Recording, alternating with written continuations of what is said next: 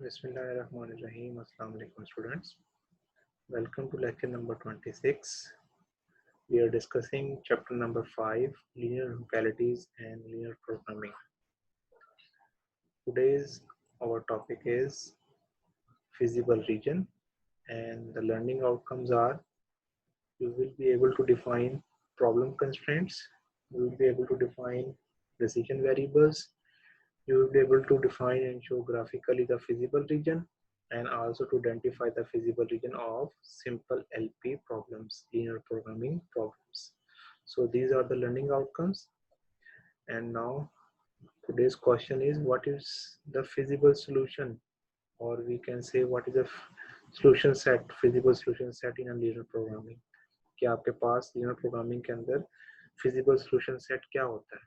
Okay, तो इसको आप सोचें इस बारे में. हम इसको डिस्कस कर चुके हैं प्रीवियस लेक्चर्स में. तो फिजिबल रीजन बेसिकली हमने डिस्कस किया था. इस तरह फिजिबल रीजन्स के हमने देखा था कि पॉइंट्स जो होते हैं वो सारे फिजिबल सॉल्यूशन कहलाते हैं, और अगर उन पॉइंट्स को अगर हम किसी सेट में लिखते हैं तो वो क्या कहलाता है, फिजिबल सॉल्यूशन सेट बन जाता है आपके पास. तो यही सेम आपके पास यही मेंशन है. कहता है feasible solution is a set of values for the decision variables that satisfy all the constraints in the optimisation problem. ठीक है, वो तमाम डिसीजन वेरिएबल्स के वैल्यूज जो कि आपका जो ऑप्टिमाइजेशन प्रॉब्लम है उसकी कंस्ट्रेंट्स को सेटिस्फाई करे, वो फिजिबल सॉल्यूशन कहलाता है. और अगर उसको आप सेट में लेते हैं, set of all feasible solution defines the feasible region of the problem, जो आपके पास वो कहलाता है सेट ऑफ फिजिबल सॉल्यूशन कहलाता है, अगर आप उसको सेट में लिख दें. तो यही चीज आपको यहाँ पे समझाई गई है बेटा कि फिजिबल सॉल्यूशन और फिजिबल सॉल्यूशन सेट क्या होता है. जी, इस स्लाइड में भी आपके पास वो आपको फिजिबल सॉल्यूशन और फिजिबल रीजन और एक और टर्मिनोलॉजी है ऑप्टिमल सॉल्यूशन, उसके बारे में आपको एक्सप्लेन कर रहा है. कहते हैं सेट ऑफ, फर्स्ट आपके पास है फिजिबल सॉल्यूशन कह रहा है set of values of the decision variables, मतलब कि वो तमाम आपके पास रीजन के अंदर तमाम जो वैल्यूज आंसर आ रहे होते हैं वो बेसिकली डिसीजन वेरिएबल्स के ही आंसर होते हैं. That certify all the constraints, जो भी इनक्वालिटीज आपके पास सॉल्व करके ओरिजिन आपके पास जो हासिल होता है वो उन सारी इनक्वालिटीज को सेटिस्फाई करता है. इस कॉल्ड फिजिबल सॉल्यूशन, उसको आप फिजिबल सॉल्यूशन कहते हैं. मतलब कि जो रीजन आपके पास आता है उस रीजन के तमाम पॉइंट्स जो हैं वो डिसीजन वेरिएबल्स के पॉइंट्स कहलाते हैं, और वो तमाम इनक्वालिटीज जितने भी इनक्वालिटीज को सॉल्व करके आपने बनाया होता है फिजिबल रीजन, उनको तमाम को सेटिस्फाई करता है, तो आपको फिजिबल सॉल्यूशन है. If the problem has been represented graphically, there should be an area that has been left clear once all the inequalities have been plotted. This is called feasible region. जी, हम feasible region कैसे बनाते हैं ये हमें पता है. And it's contain all the feasible solution, और इसमें तमाम feasible solution मौजूद होते हैं. अब ऑप्टिमल सोल्यूशन क्या है इसके अंदर, अगर हम एक नई टर्मिनोलॉजी है. ऑप्टिमल सोल्यूशन क्या है? Optimal solution is the feasible solution that meets the objective best. मतलब कि जो आपके पास ऑब्जेक्टिव फंक्शन होता है, जो हमने नेक्स्ट लेक्चर्स में हम डिस्कस करेंगे उसके बारे में फर्दर कि ऑब्जेक्टिव फंक्शन किस तरह होता है आपके पास, उस ऑब्जेक्टिव फंक्शन को जो बेस्ट पॉसिबल जो रिजल्ट आ रहे होते हैं वो आपके पास ऑप्टिमल सोल्यूशन आता है. और वो ऑप्टिमल सोल्यूशन कहाँ से आ रहा होता है? असल में ये फिजिबल रीजन से ही वो कुछ पॉइंट्स होते हैं जो कि आपके पास ऑप्टिमल सोल्यूशन में शामिल होते हैं. वो कौन से पॉइंट्स हैं कि मैक्सिमाइज प्रॉफिट कर रहे होते हैं या मिनिमाइज कॉस्ट कर रहे होते हैं. There can be more than one optimal solution, मतलब कि एक से ज्यादा भी सोल्यूशन हो सकता है. ये नहीं कि आपके पास एक ही पॉइंट मिले आपको, तो more than one solution is also possible. In most cases the optimal solution will need to be in whole numbers, मतलब कि ज्यादातर आपको whole numbers में आंसर मिलता है, मतलब कि आपको फ्रैक्शन में या पॉइंट्स में ऑप्टिमल सॉल्यूशन नहीं मिलता. तो बेसिकली वही चीज है कि आपके पास पहले फिजिबल रीजन होता है, उस फिजिबल रीजन के तमाम पॉइंट्स आपके फिजिबल सॉल्यूशन कहलाते हैं.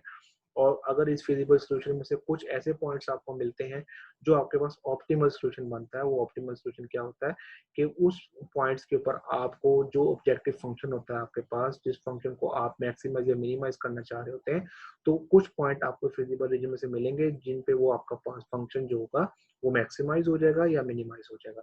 तो ये तीन चीजें आपको यहाँ एक्सप्लेन की गई है स्लाइड के अंदर. अब ये देखें यहाँ पे आपके पास एक फिजिबल रीजन है, उसके बाद यहाँ पे दिखाया गया कि सारा फिजिबल रीजन है आपके पास. ये जो शेडेड पोर्शन है आपके पास, ये सारा जो है आपके पास ये फिजिबल रीजन है. और इसमें क्या है, इसमें वो तमाम पॉइंट शामिल हैं जो जिन इनइक्वालिटीज को सेटिस्फाई करेंगे, कंस्ट्रेंट सेट है सारा, मतलब कि इनमें तमाम वो पॉइंट्स है जो तमाम इनइक्वालिटी को सेटिस्फाई करेंगे, ये फिजिबल सॉल्यूशन सेट है आपके पास। ओके बेटा,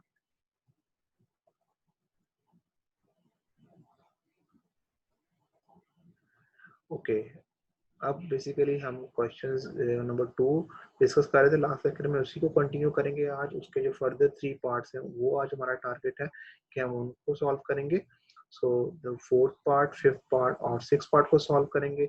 इनमें भी बेसिकली लास्ट लेक्चर की तरह आपके पास 3 इनइक्वालिटीज को आप ड्रॉ करेंगे, फिर उसके जो जो रीजन बनेगा उसको आप जो है रिस्ट्रिक्ट कर देंगे फर्स्ट क्वाड्रेंट के अंदर, तो वो आपके पास वहां से फिजिबल रीजन आएगा, और फिजिबल रीजन के बाद फिर आप उसके कॉर्नर पॉइंट्स को फाइंड करेंगे। ओके बेटा, तो ये हमारे पास आज क्वेश्चन नंबर 2 के जो नेक्स्ट 3 पार्ट्स हैं वो हमारा टारगेट है। तो एक्सरसाइज 5.2 और क्वेश्चन नंबर 2 हम डिस्कस कर रहे हैं इसके अंदर। जी, ये हमारे पास है इसका फोर्थ पार्ट। जी, फोर्थ पार्ट में क्या कह रहा है बेटा वो आपसे, कि आपके पास 3 लीनियर इनइक्वालिटीज हैं। एक आपके पास x plus,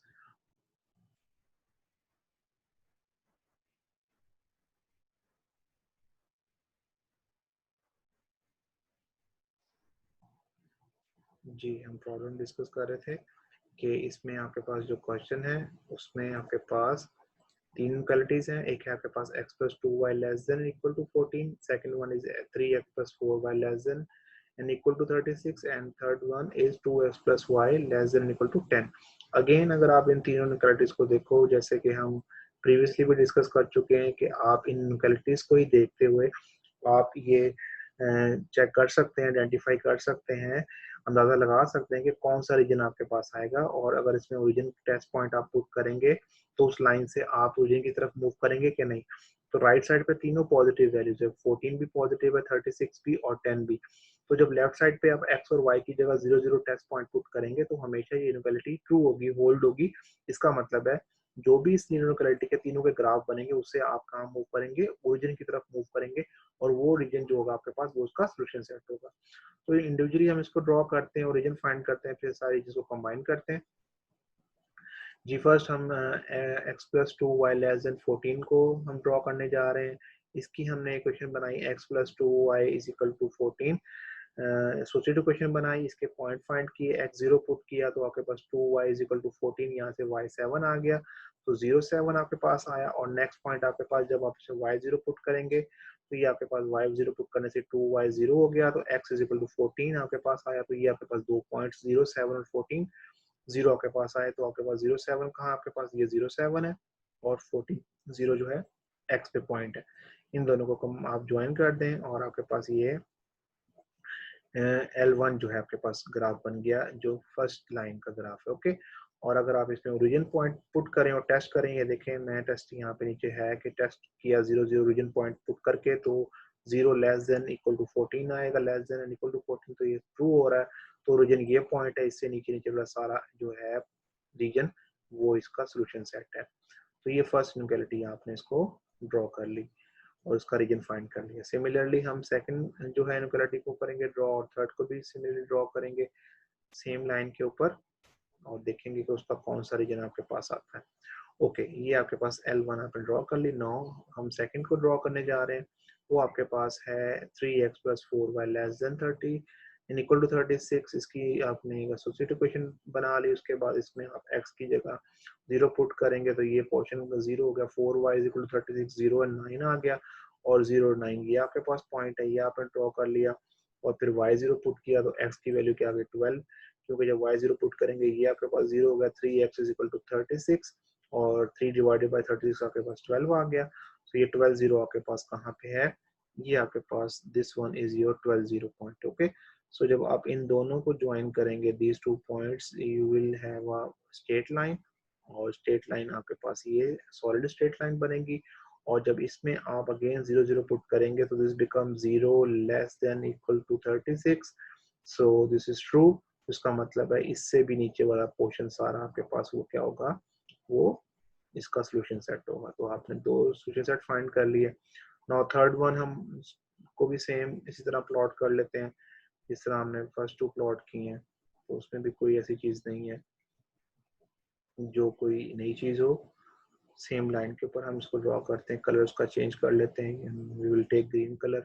so 2x plus y less than equal to 10 है आपके पास बेटा। इसको आपने इक्वेशन बनाई, इसकी इक्वल का साइन लगा के, फिर 2 पॉइंट चाहिए, पहले आपने x0 पुट किया, y10 आ गया आपके पास, 0 एंड 10 आया, 0 और 10 आपके पास ये जो है दिस इज आपके पास यहाँ पे ये पॉइंट 0 एंड 10 आ गया। ओके, और आपके पास जब इसमें आप y0 पुट करेंगे तो 2x इज इक्वल टू 10, तो x की वैल्यू क्या है 5, तो 0 10 और 5 0 ये 2 पॉइंट्स हैं, 5 0 आपके पास ये है। अब इन दोनों को ज्वाइन कर दें आप स्केल से, तो आपके पास क्या हो जाएगा, ये आपके पास थर्ड इनइक्वालिटी जो है वो ड्रॉ हो गई आपके पास, ये स्ट्रेट लाइन आपके पास ड्रॉ हो गई। ओके, और ये आपके पास L3 है। ओके बेटा, और जो ब्लू से हमने बनाई थी वो क्या थी आपके पास, वो L1 थी, और जो हमने ऑरेंज से बनाई है वो आपके पास ये जो है L2 है। ओके बेटा, नाउ आपके पास देखें जब हम इसमें कंबाइन करेंगे इसको, x greater than and equal to 0 और y greater than equal to 0, then आपके पास कौन सा रीजन आ जाएगा, आपके पास फर्स्ट क्वाड्रेंट में आ जाएगा। तो फर्स्ट क्वाड्रेंट आपका क्या है, यहाँ से ये ओरिजिन है आपके पास, और ये मतलब कि इसमें रह जाएगा। और इसमें कौन सा एरिया कॉमन आ रहा है, देखें ये रीजन जो आपके पास कॉमन नहीं है, सिर्फ 2 में आपके पास कॉमन है, यहाँ पे ग्रीन वाला पार्ट नहीं है। सो इसके बाद ये वाला जो पोर्शन आपके पास यहाँ से यहाँ तक ये जो चीज आ रही है इस तरह, ये आपके पास क्या है, ये तीनों का कॉमन रीजन है। और इसके साथ ये आपके पास फर्स्ट क्वाड्रेंट में जब रिस्ट्रिक्ट कर दे तो ये आपके पास रीजन जो है ये अल्टीमेटली फाइनल सॉल्यूशन सेट आपके पास फिजिबल रीजन आपके पास आ जाएगा। ठीक है, जब आप इसको इन दो इनइक्वालिटीज के साथ x greater than equal to 0 और y ग्रेटर देन कंबाइन करेंगे तो आपके पास ये पोर्शन आपके पास आ जाएगा, रीजन आ जाएगा। ओके, सो हम रीजन फाइंड कर लिया। इसके बाद हमारे पास जो टारगेट होता है वो कॉर्नर पॉइंट्स हैं, इसको हम क्लियर कर लें जरा ताकि आपको आइडिया हो जाए। सो दिस वन यहाँ पे लाइंस इंटरसेक्ट कर, this is your corner point, this is also your corner point, this one is corner point और this one is corner point. Okay बेटा, सो ये कॉर्नर पॉइंट आपके पास 0 0 ये तो आपके पास ओरिजिन है, ये तो आपके पास ऑलरेडी है। दिस इज आल्सो आपके पास जो आपने एक्स इंटरसेप्ट निकाला था मतलब कि जब वाई की वैल्यू पुट करके, तो ये 5 0 ये भी आपके पास है, ये भी आपके पास वैल्यू है। ओके, सो ये जो आपके पास है ये पॉइंट नहीं है आपके पास। ठीक है, ये आपने फाइंड करना है। तो ये कौन सी आपके पास लाइन है, एक ये आपके पास है जो फर्स्ट आपने इक्वालिटी ड्रॉ की थी 2x प्लस जो y इज लेस देन 3, मतलब कि ये थर्ड इक्वालिटी जो आपने ड्रॉ की है 5 0 वाली। ओके बेटा, ये आपके पास इक्वालिटी थर्ड, मतलब कि L3 जो लाइन ड्रॉ की है, और ये जो आपने ड्रॉ की थी 0 और आपके पास 0 और थर्ड वन की जो इक्वालिटी आपने है 0 एंड 5 वाली आपके पास जो है। ओके, 0 7 वाली, सॉरी, ये जो 0 7 वाली आपके पास जो फर्स्ट इक्वालिटी आपने ड्रॉ की, ये फर्स्ट इक्वालिटी आपके पास। सो जो ये आपके पास पॉइंट आ रहा है बेटा, ये क्या है, ये फर्स्ट जो इनइक्वालिटी L1 वाली और L3 इन दोनों का इंटरसेक्टिंग पॉइंट। इसका मतलब है आपको L1 और L3 को सॉल्व करना पड़ेगा, आपको फर्स्ट और थर्ड इनइक्वालिटी को सॉल्व करना पड़ेगा, और फिर इसका जो आपका सॉल्यूशन सेट होगा वो असल में ये आपके पास इंटरसेक्टिंग पॉइंट है। ओके, अब देखें अगर मैं इन दोनों को सॉल्व करना चाहूँ फर्स्ट और थर्ड को बेटा, तो यहाँ देखें x और यहाँ पे 2x है, इसका मतलब है दोनों के कोफिशिएंट सेम नहीं है, ये 2y है तो ये y है, इसका मतलब ये दोनों कोफिशिएंट ये भी सेम नहीं है। तो आप इसको डायरेक्टली जो है प्लस माइनस नहीं कर सकते क्योंकि कोफिशिएंट सेम है। अब हम क्या करते हैं, देखें मैं जब इसको सॉल्व करूंगा तो मैं फर्स्ट वाले को 2 से अगर मल्टीप्लाई कर दूँ, this become 2x, this become 4y और ये 28, फिर मैं दोनों को सब्ट्रैक्ट कर दूँ, इसको और इसको दोनों को सब्ट्रैक्ट कर दूँ तो मेरे पास x एलिमिनेट हो जाएगा और y का आपको पास एक आंसर आ जाएगा। उस y को मैं दोबारा इसमें पुट करूंगा तो मेरे पास x का आंसर आ जाएगा। तो इस तरह आप सॉल्व करते हैं, ये हमने लीनियर अपने किट्स को सॉल्व करना आपको आता है। हम इसको देख लेते हैं नेक्स्ट स्लाइड के अंदर मजीद इसको। ये देखें आपके पास ये हमारे पास जो लाइन थी वो आपके पास क्या था कि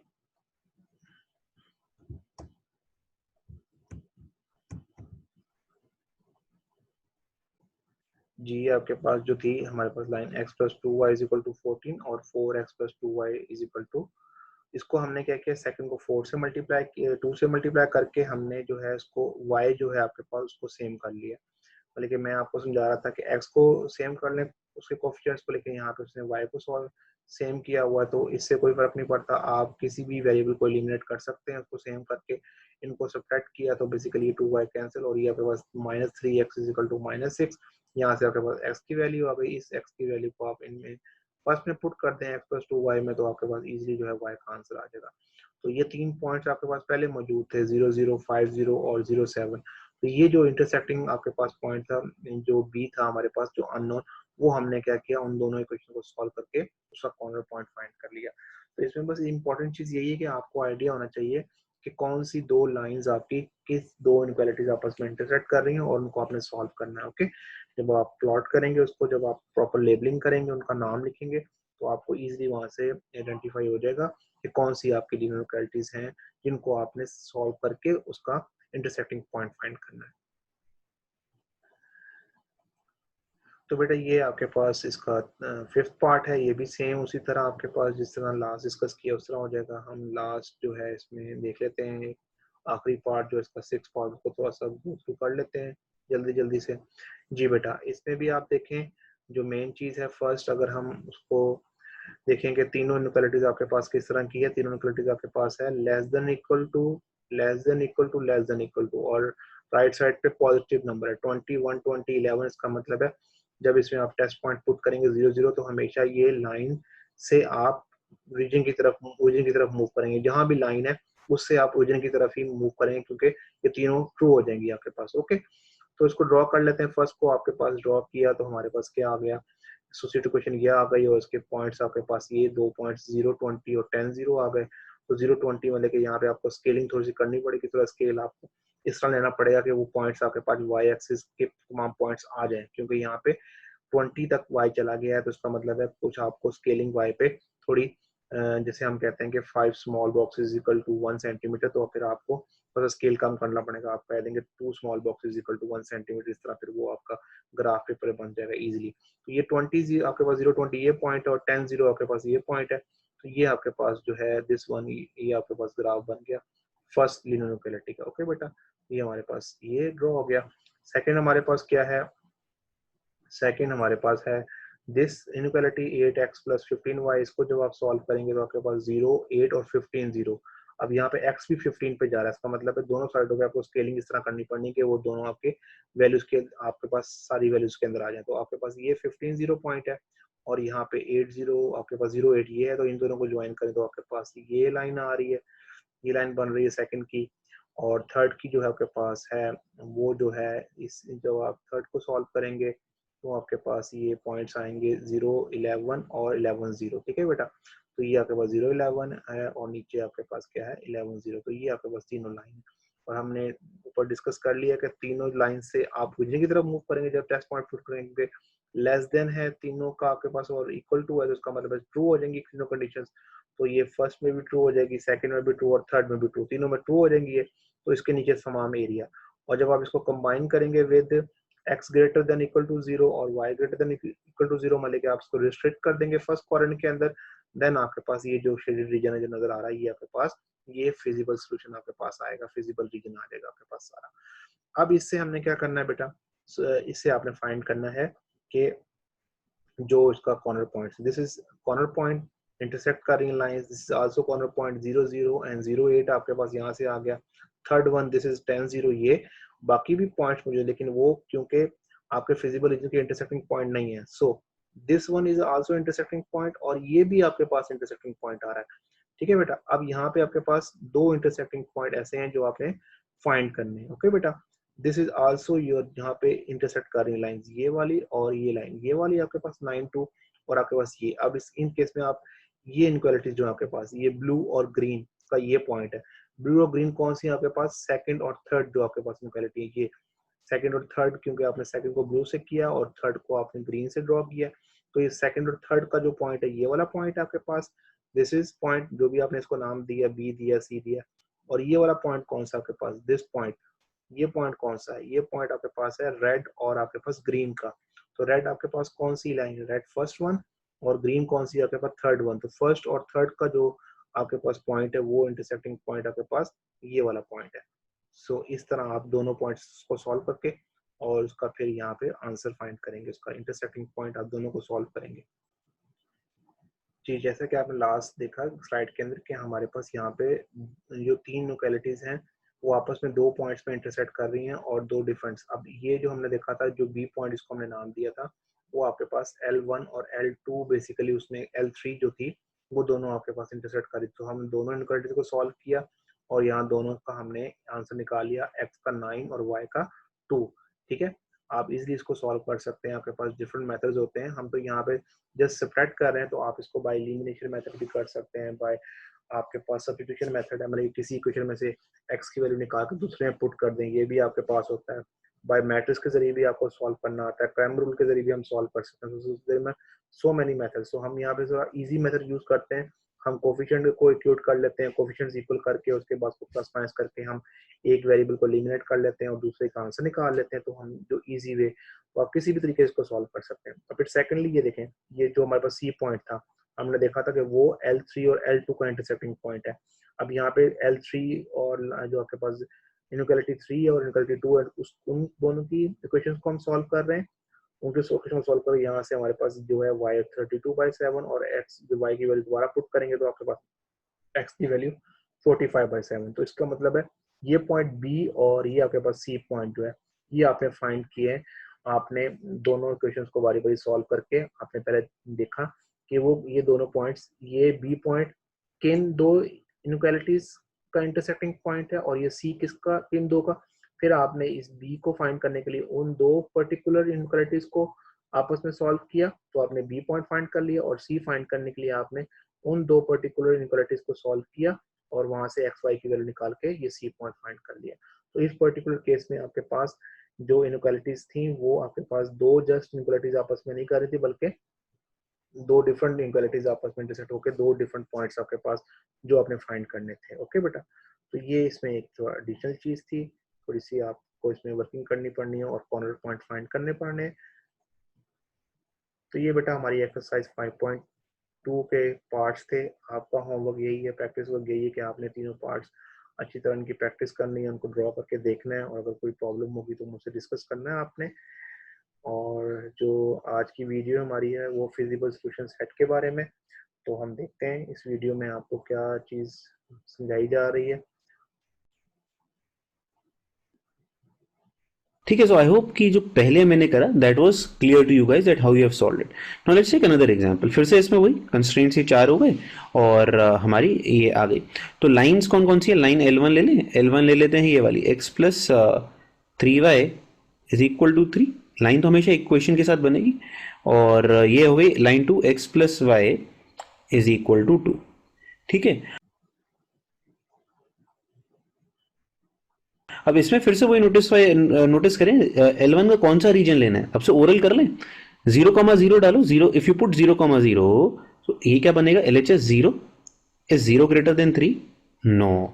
तो ये क्या हो गया? रीजन अपोजिट टू ओरिजिन लिख दू, अपोजिट टू ओरिजिन। ये तो हमें यहीं से दिख रहा है। अच्छा, इस वाले की अगर बात करें, इसमें 0,0 डालो, ये भी क्या कहता है? अरे नहीं भाई, ये भी आंसर नहीं है, क्योंकि ये तो क्या हुआ? LHS क्या आ गया? 0 इज 0 ग्रेटर देन 2? नो। तो ये भी क्या कहता है? वो वाला रीजन लेंगे हम लोग जो कि क्या है? Opposite to origin. Let's now draw them on the graph. So इस तरीके से कुछ लाइनें बन जाएंगी। मैंने ऑरेंज लाइन जो बनाई है वो L1 लाइन है। कैसे बनी जल्दी से याद कर लें दोबारा से।